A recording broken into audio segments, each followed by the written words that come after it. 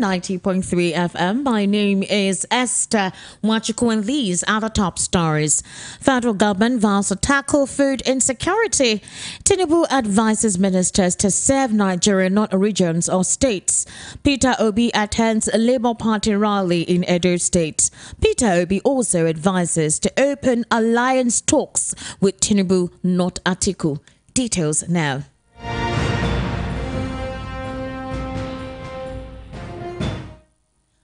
The Minister of Agriculture and Food Security, Abubakar Kyari, yesterday assumed office.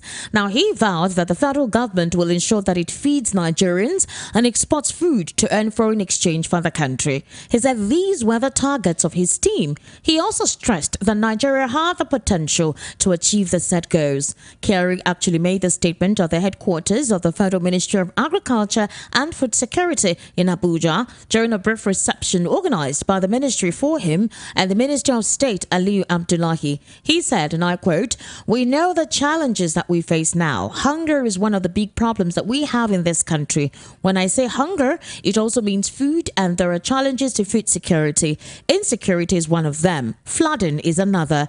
There are other issues," end quote. The governor of Borno State, Professor Babagana Zulum, who accompanied the ministers to the ministry, said Nigeria needs long and medium-term plans that were sustainable to address food insecurity. He said the country should invest in commercial agriculture and adopt modern agricultural techniques such as irrigation, green technology, amongst others.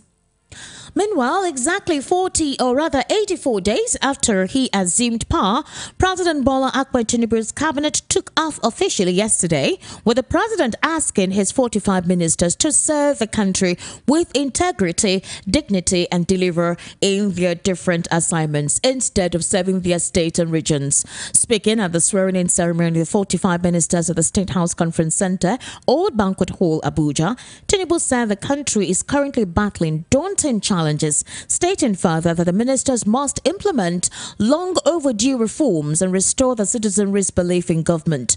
Tinubu also said the assignment before the ministers begins immediately and that they must meet the expectations of Nigerians. He told the new cabinet members that they were ministers of the country and not ministers of a region. Recently, the president sent the list of 48 ministerial nominees to the Senate for screening and confirmation, but only 45 were cleared. However, on August 16, President Tinubu assigned portfolios to the ministerial nominees. However, during the weekend, the successful ministers designate had their documentation at the office of the Secretary to the Government of the Federation, Senator George Akume. However, let's take a listen to President Bola Ahmed Tinubu giving his charge to the ministers and their respective portfolios.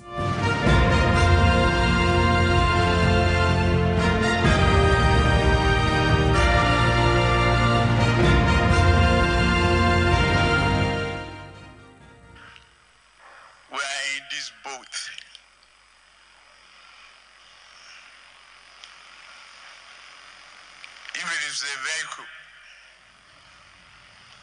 and I am the driver, the entire Nigerians are behind, sitting and watching as you and I navigate this vehicle.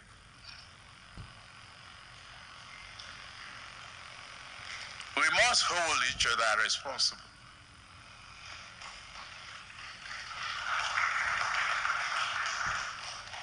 We have to do the job to meet the expectation of all Nigerians. As I said earlier on, you are not a minister of a particular state, colony, region, or ethnic nationality. You are a minister of Federal Republic of Nigeria.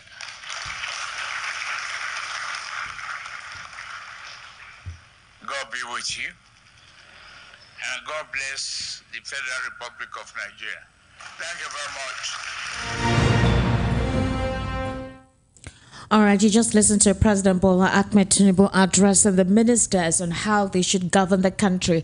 Now, in order for us to talk about what the president's statement means, what that charge means, and the ministers and their recent portfolios attached to them, I have in the studio CP Chuks Enwonwu and Moses Adebayo, who is a political enthusiast. And first, like he said, he's an educationist. Moses and CP Chuks, good afternoon and welcome to the World News right here on VOP 90.3 FM. Esther, good afternoon to you and to the listening world. Thank you so much, CP. Good afternoon to you too and to the listeners. All right, thank you, CP. Now, it is not surprising that the president made the charge he made. He said that the ministers are meant to serve everyone. There should be no religious or ethnic bias in the dispensation of their duties. And one of the ministers that took charge immediately in terms of responding is Wike. Of course, you know, he took the headlines by saying he was going to pull down buildings that do not have CFOs or do not have the rights to be, you know, erected wherever it is they're erected. We also have the Minister of Labour, Simon Lalong. Now, you know that before these ministers were put together, before the cabinet was formed, Labour was having a conversation with the federal government and they had threatened to down tools on several occasions. Government gave them 8 weeks, which elapsed on the 16th of this month. It has already elapsed. Now, Simon Lalong is the new Minister of Labour. Conversations are meant to continue, but he needs to understand the purview, the portfolio that he occupies. What do you think will take place from now? I'm going to start with you, Mr. Adebayo.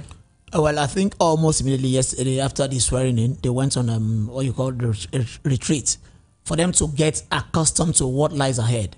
It's often said that you campaign in poetry, but you govern in prose. Okay. You can give all the sweet words of the world. Oh, I will ensure that I install an air conditioner on every street in your village. I will make sure I do this in your hamlet. But the real governance starts officially from yesterday, from what you said in your prologue.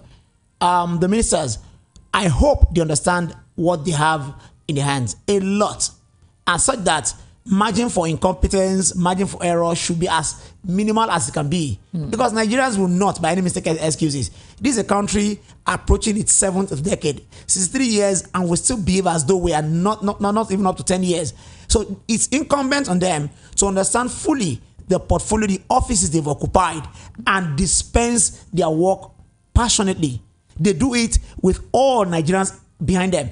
The president gave a point now yesterday. You are not a minister of a region, neither of even a gender, because sometimes our biases becloud our sense of reasoning. So they can't afford to engage themselves in petulance, in petty emotions at the expense of serving Nigerians.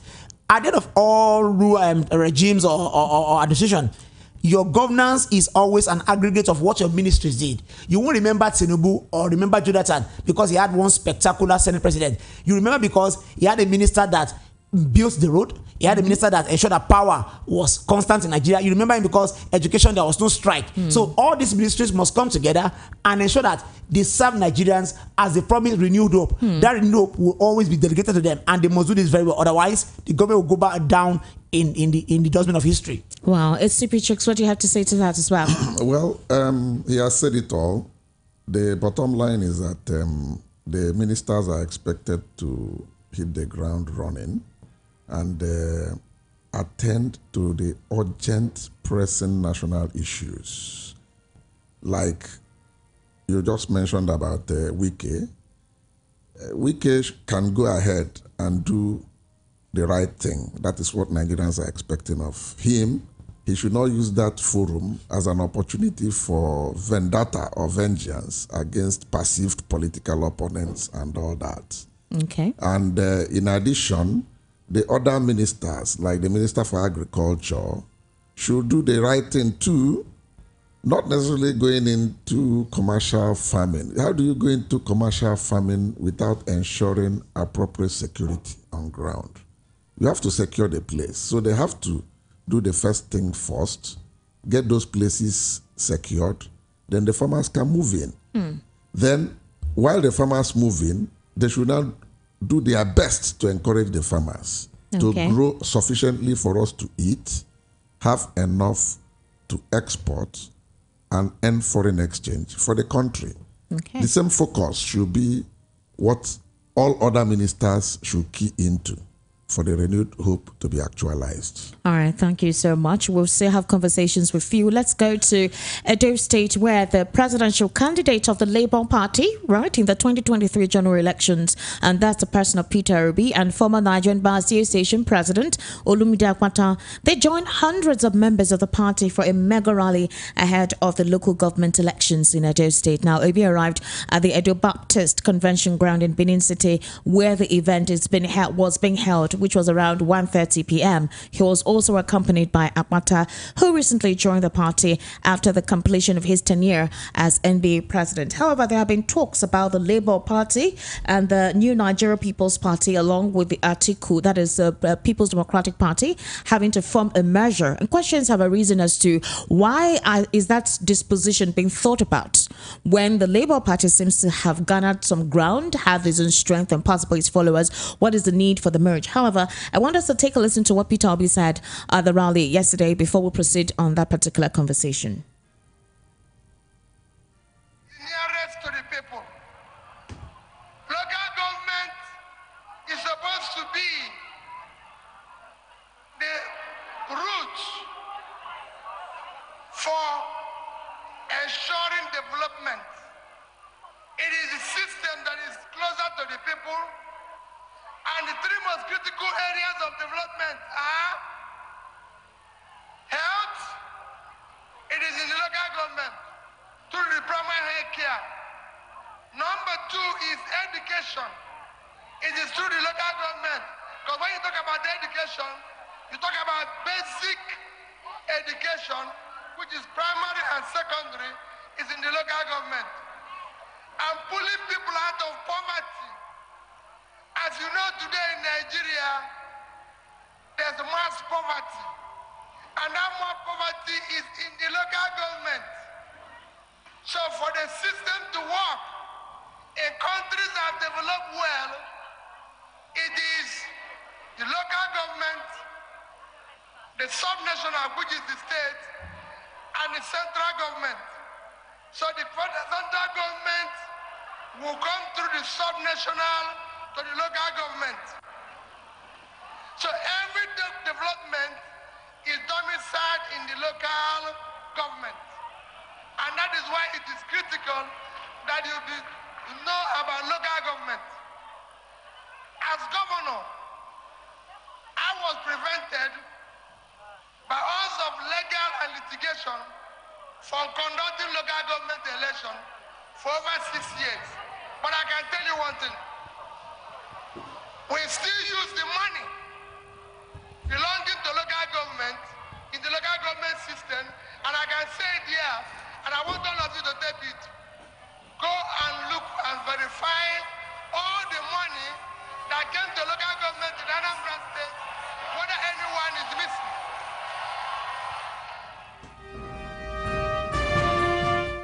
Okay, so we just listened to Peter Obi at the rally yesterday, and basically he was talking about the significance of local government and their impact in grassroots development, not necessarily having to look at the federal government all the time or the state government. And one can actually say that that conversation is actually very apt. So let's look at the recent palliatives that have been disbursed to across states of the Federation. They've started off with the first tranche of 2 billion naira and the truckloads of rice that have been sent to some of the states.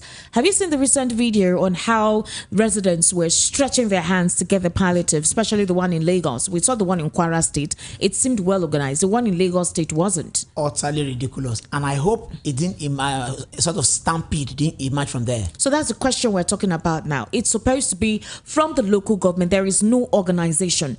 Do you think that the local governments have been deliberately left to be to not be active to their responsibilities or duties from the state governments? You recall that when the tranche of money was disbursed, some state governments kept quiet. It was the Kwara State governor who eventually declared that they've received the first tranche of 2 billion naira and they've gotten truckloads of rice. Now, some critics have actually argued that the monies in the 500 billion naira that they got, from the National Assembly for palliative, the governors were not in it.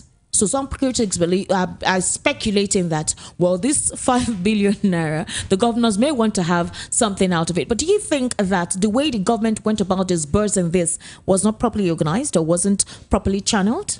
But that's begging a question. honestly, and that I want to even understate it, the governors, they've never covered themselves in glory. NSAS really comes to mind. Palliative were given, but they hoarded it, possibly for their campaigns, whatever. And it became something so ugly that warehouses were looted, and if I use the word rightfully so, because these were meant for the people. You kept it for yourself or for whoever. Right now, they want to possibly mend their already battered image. The optics on them is never good. Governors, they have always been the weakest thing. And you know that in many of the states in the country, our federation units, the local governments are just the appendages. They choose them, they do things at with whims and caprices. If they want someone out, that person is gone. Those local governments are all ever subservient, and we should not be. These are 3 tiers of government. They should be independent. You believe that the local government should be autonomous from the state government? Very much so. From the local government reforms of 1976 till the current amended constitution, they are supposed to be alone, elected, not subservient to the federal government or the state government. But that's not the case.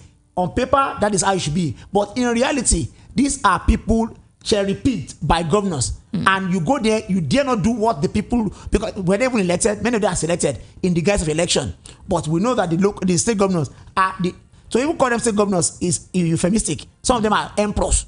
When the way they speak, one was even speaking yesterday, forgetting that he's no longer a governor. I will do this, I'll do that, but that's a sign. So some of these governors are not giving them. If there is anything to say now, let local government breathe. They are not breathing, they are stifling them. Okay. And they should stop. Otherwise, so are we seeing a situation where these palliatives will not get across to all those it's meant to get across to? Esther, except one wants to sound naive here, most likely it will not get to appropriate quarters. It won't get there. And that's not being pessimistic. The reality is that we saw what happened 3 years ago. And these people, many of them are even having their second time. So what are the guarantees? From the video that went viral, we saw how it was even ridiculous the way they were giving some of these things out. There was not out of dignity. These are human beings, for goodness sake. You're not dealing with animals. You give them in such a ridiculous manner that you better look as if we are doing a favor. So how are you now sure that they are not going to still do what they did 3 years ago? I'm not convinced that, if I to start with, the palliative was utterly ridiculous. We could have channeled the money saved from subsidy for other things, not this beggarly way of doing things. I don't support at all. Apparently, it seems to be a charisma or an attribute of how government usually carries out things like this. We saw something like this during COVID. Unfortunately, it was more stored than being disbursed to the people. Some Nigerians have actually said it is even they're thanking God that at least they're seeing something compared to what transpired during COVID. CP Chooks, this next question will be for you, but it will be based on Peter Obi having to merge with Kwankwaso of the New Nigeria People's Party and Atiku Abubakar of the People's Democratic Party, which a couple of realists have responded to. Now, this is coming from a chieftain of Ohaneze Indibo worldwide. His name is Mazi Okechukwu Isiguzoro. He has urged the Labour Party presidential candidate Peter Obi not to play second fiddle. He said the best person for Obi to open talks with is President Bola Ahmed Tinubu, not the duo of the People's Democratic Party's counterpart, Alhaji Atiku Abubakar, and Senator Rabiu Kwankwaso of the New Nigerian People's Party. Now, Izuguzoro warned that Obi will lose support from Nigerians if he plays second fiddle in the future and urged him to pull out of the alliance talks. The Ohaneze chieftain, in a statement signed by him and made available to correspondents, insisted that though the ongoing reported talks between the opposition political party leaders might be viewed as a welcome development, as it will put the APC-led federal government on their toes to ensure that the President Bola Ahmed Tinubu's administration delivers all the campaign promises to Nigerians. He maintained that anything contrary to the expectations of the average Nigerians are regarded as inconsiderate pursuits of drowning politicians whose aims are mischievous and laughable. Now, let's look at this scenario. Some persons already feel like they can predict what the Election Petition Tribunal would eventually disclose as to the authentic winner of February 25 presidential election. Some persons have also advised Peter Obi to consider 2027. Now, talks have emerged based on some social gatherings that Peter Obi recently found himself. One of the APC chieftains had a wedding. I think the daughter of the son had a wedding, which he attended, and a couple of others politicians from the opposition parties were there.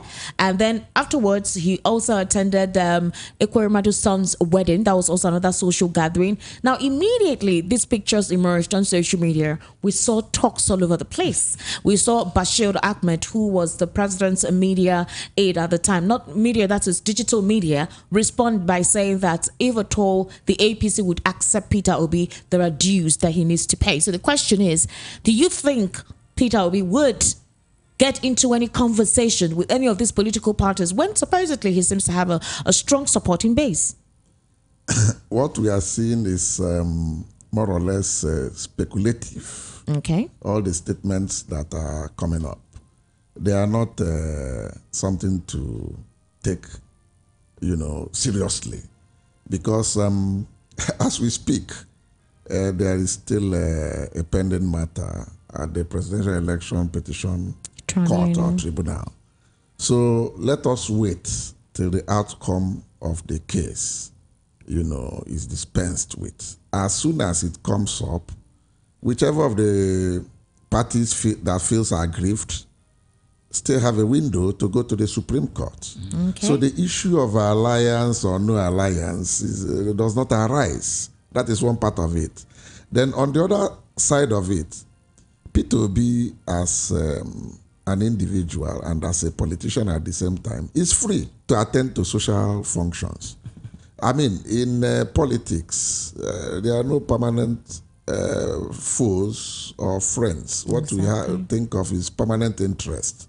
So that you're on the other side and you're before the election tribunal does not stop you from attending to functions or to events being held by your friends on the other side of the party divide.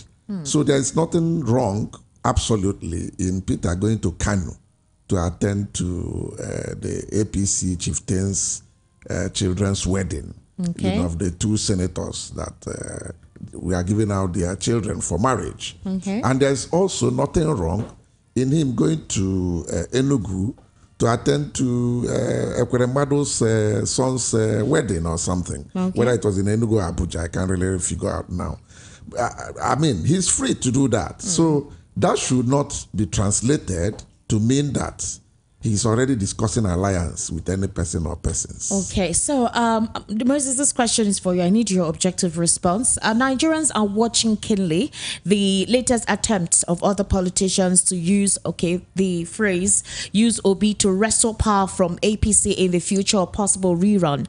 Now, I want to paint a picture. During the campaign of the presidential elections, we saw Peter Obi go across several regions of the country to campaign support from everyone, all ethnic group. He realized that he wouldn't get support from a particular region or a particular ethnic group. The idea is to have negotiations with stakeholders in several sectors of the Nigerian economy, and these stakeholders comprises of several individuals, from every ethnic tribe and every religious group or religious organization.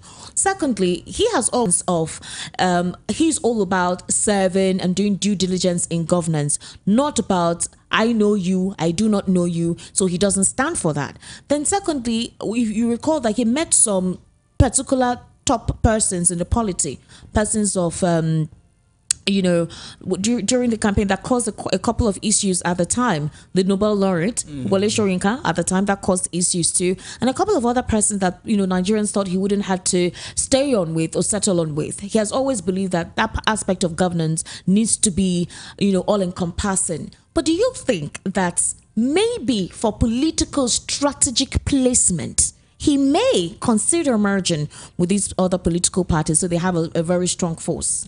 He categorically doused certain speculations yesterday when he said he's been hearing rumors. Yes. And that was a deft move by him. Okay. Because as the CP said here, many of these things are still mere speculations. They are conjectures which might not even have any base. Peter Obi, the phenomenon continues. But in less than 6 months.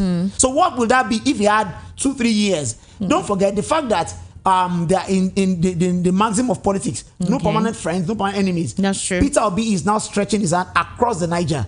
Don't be surprised that soon you start hearing that Peter Obi is maybe a chief in the Emirate of Kano or the Sultanate of Sokoto, because he knows where he's going. And if he remains focused, he surely will get what he wants, because people believe in him a lot.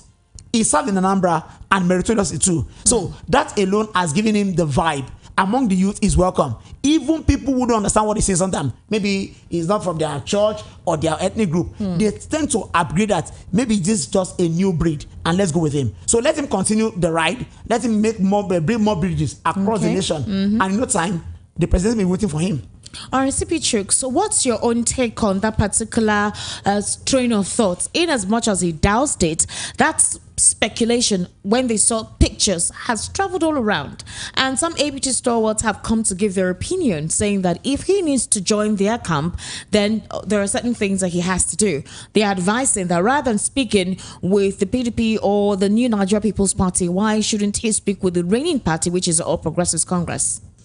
Well, just like Moses said a few minutes ago, all those things are rumor that has absolutely no foundation. And Peter went ahead to douse it, that they are just rumor mongering, and there's nothing correct in those speculations.